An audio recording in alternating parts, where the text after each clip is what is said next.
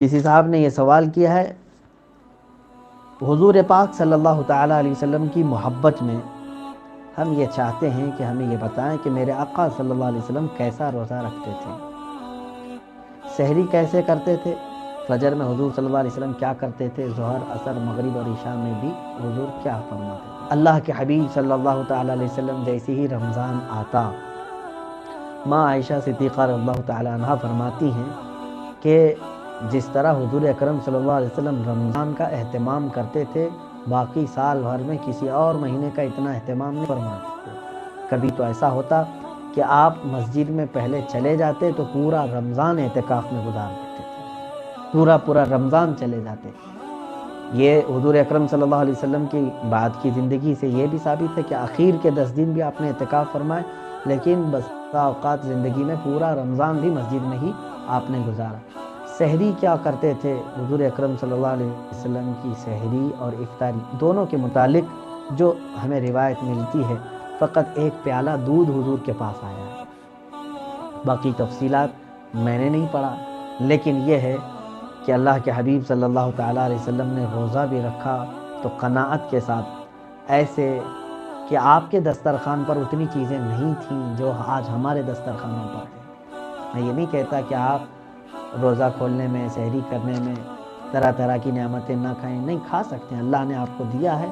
آپ کھائیں اور اللہ کا شکر بجانا ہے۔ لیکن میرے آقا صلی اللہ تعالیٰ علیہ وسلم نے جو سادگی اور قناعت فرمائی، وہ اس لیے کہ حضور کی امت کے غریب حضور کو دیکھ کر تسلی کریں۔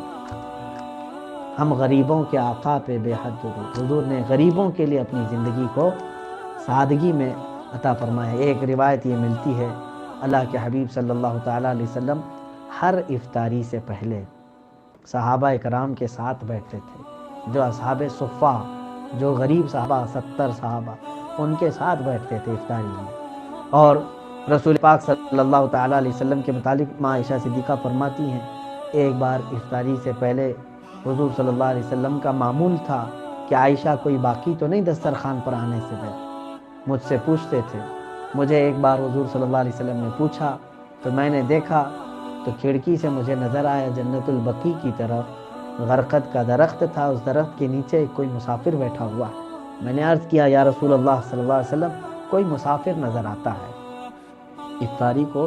تھوڑا سا وقت باقی رہ گیا تھا، اللہ کے حبیب صلی اللہ تعالیٰ علیہ وسلم کے پاس کچھ کھجوریں تھیں اور دودھ کا پیالہ تھا۔ رسول کریم صلی اللہ علیہ وسلم خود اٹھ کر کے جنت البقیع تک گئے، وہاں جا کر کے دیکھا تو ایک مسافر تھا، اس کے چہرے پر سفر کے آثار تھے، گرد و غبار اٹی ہوئی تھی۔ آپ نے اسے اٹھایا اور کہا کہ چلو ہمارے دسترخوان پر۔ وہ شخص حضور صلی اللہ علیہ وسلم کے ساتھ آیا،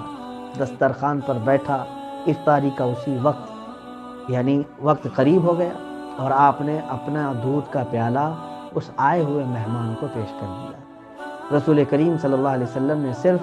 کھجور کی گھٹلی کو چوس کر کے افطار فرمایا، باقی سارے صحابہ اکرام کو بڑھا دیا گیا۔ اس شخص کے آنے کے بعد پتہ چلا کہ وہ حضور پاک صلی اللہ علیہ وسلم کو ہی ڈھونڈتا ہوا وہاں تک پہنچا تھا۔ اگر حضور کے روزے کی بات پوچھیں تو رسول کریم صلی اللہ علیہ وسلم کے روزے کی تفصیلات بہت ہیں کہ آپ دن بھر میں جو فرمایا کرتے تھے اور جتنا خیال حضور اکرم صلی اللہ علیہ وسلم غربا اور مساکین اور اپنی امت کے بے کسوں کا کیا کرتے تھے، کاش یہ عادت ہمارے اندر آئے اور دل کی نرمی آئے کہ ہم جو نعمتیں کھا رہے ہیں، اللہ کرے کہ ہر گھر میں یہ نعمتیں پہنچ جائیں۔